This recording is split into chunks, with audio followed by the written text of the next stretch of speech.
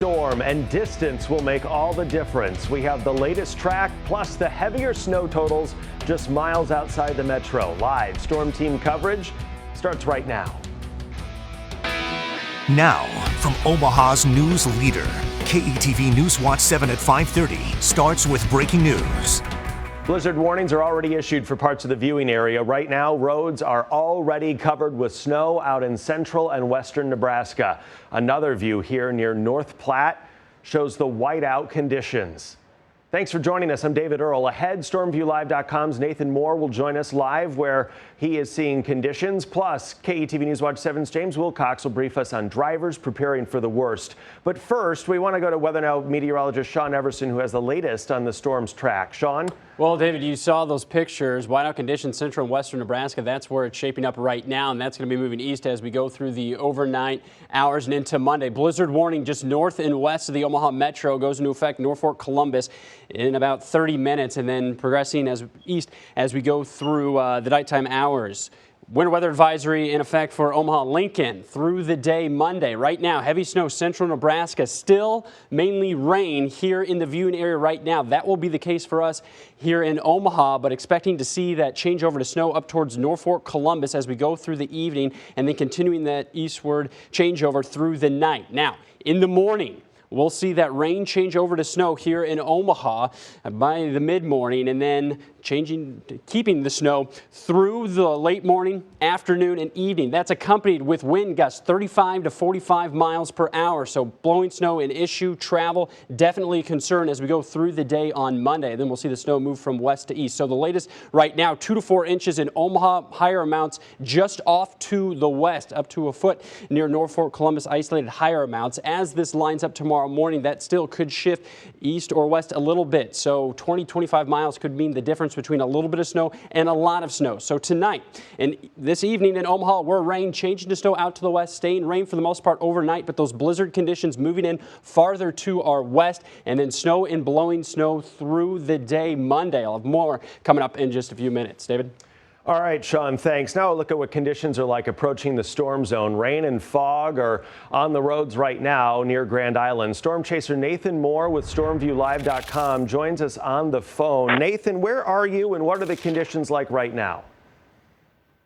Well, I'm about 20 miles east of Grand Island right now here on I-80. We've got the camera pointed westbound right now.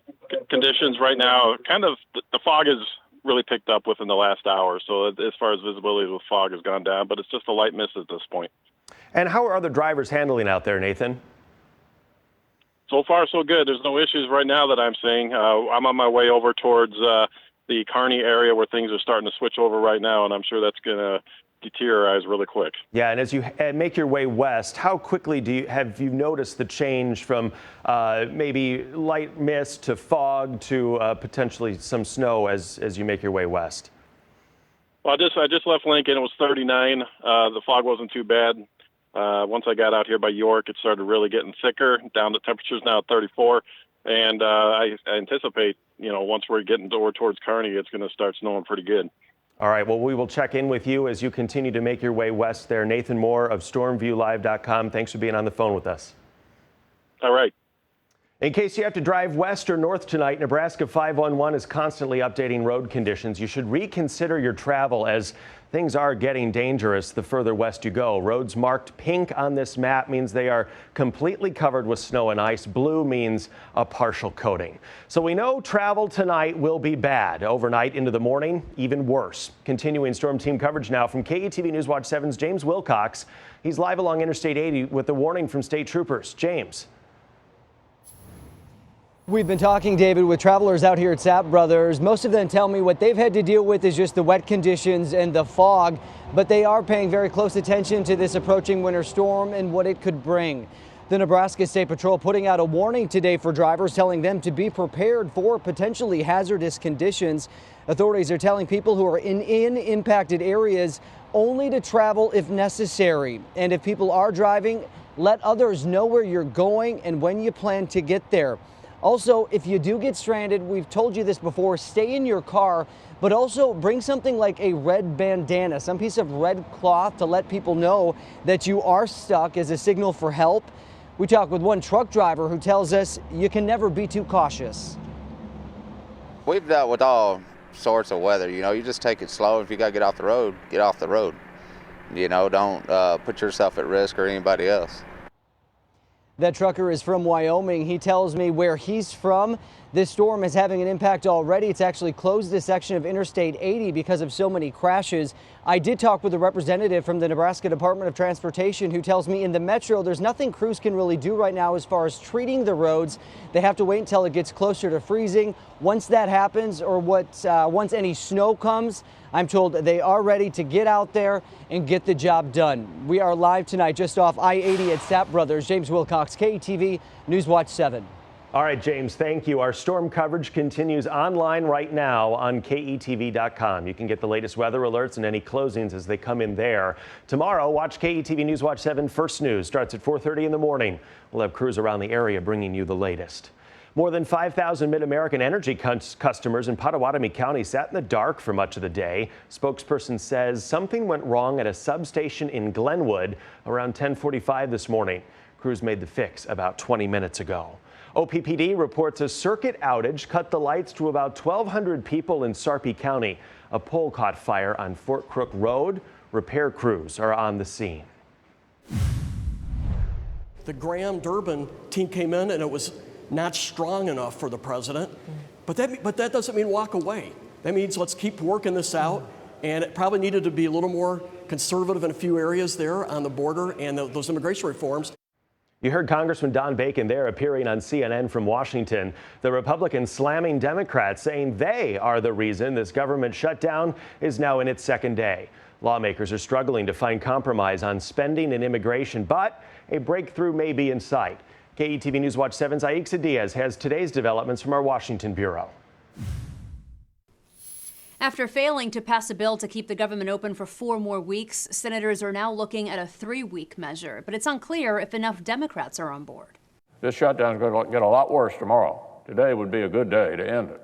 Republicans urge Democrats to pass a short-term spending bill to reopen the government before hundreds of thousands of federal workers are forced to stay home tomorrow. We cannot open the government without Senate Democrat support. Right now, a bipartisan group of moderate senators is working on a deal to fund the government through February 8th, with the promise of working on immigration and other issues in the coming days. I would urge my Democratic colleagues to take that. But Democratic leader Chuck Schumer says he wants a bill to protect young undocumented immigrants from deportation. He says he even agreed to make a deal with President Trump on the border wall in exchange for DACA, to no avail. He backed away from the last best chance to avoid a shutdown.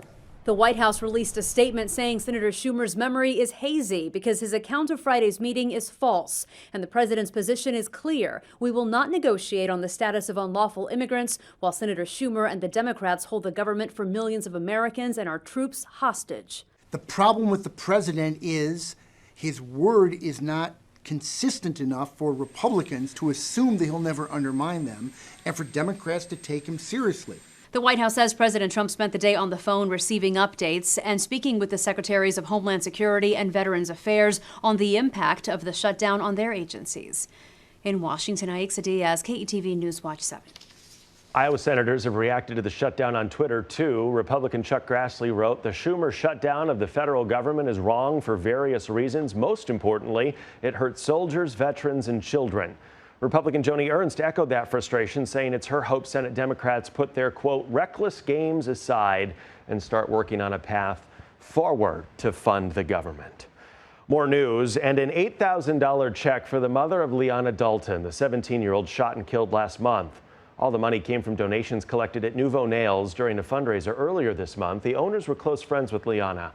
The teenager died the day after Christmas, along with her grandparents, John and Jean Dalton. Their son faces murder charges in that triple homicide. We expect Bailey Boswell to make her first appearance in a Lincoln courtroom tomorrow. She's the 23-year-old facing federal charges in an elaborate fraud scheme involving $400,000 worth of gold coins. Boswell and 51-year-old Aubrey Trail were both named in the 13-count indictment last week, alleging they targeted 2 people in Kansas since 2015. The pair made headlines late last year when the FBI named them as persons of interest in a disappearance and death, that of 24-year-old Sydney Loof. Her body was found in a Clay County field back in December. Prosecutors have not filed charges in her death. We go to Ralston now, where police arrest a teenager carrying at least $400 in fake money. Sergeant Jeremy Liefeld posted this photo on Twitter just after midnight. It's evidence seized after a traffic stop. The juvenile is under arrest, booked on gun and drug charges. Police also found at least 8 counterfeit $50 bills. According to Liefeld's tweet, 2 others in the vehicle were wanted on outstanding warrants. Also in Lincoln, Nebraska Governor Pete Ricketts will brief us on a new alert system rolling out to the state when vulnerable adults go missing. The head of the State Patrol and the head of the Nebraska Broadcasters Association will join him at that news conference. We'll carry it live on KETV.com starting at 10 Monday morning. There is much more to come on this Sunday night, including the latest on the winter storm's track. You see the snow on the radar. Sean is watching that and has a live update in less than 3 minutes. You're watching Omaha's news leader, KETV NewsWatch 7, with David Earl. Your Weather Now forecast with meteorologist Sean Everson. And sports with Thor Tripp, live from 7 Burlington Station. This is KETV NewsWatch 7 at 5:30.